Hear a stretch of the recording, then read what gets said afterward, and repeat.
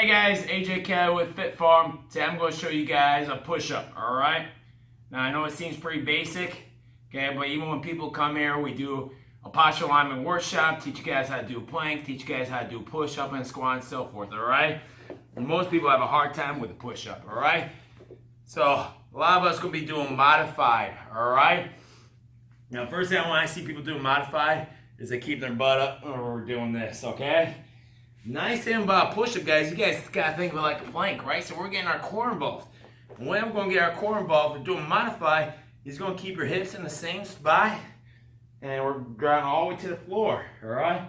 Nice and controlled, all right? I'm keeping my hips in the same spot the entire time. You see that? Body's a straight line, okay?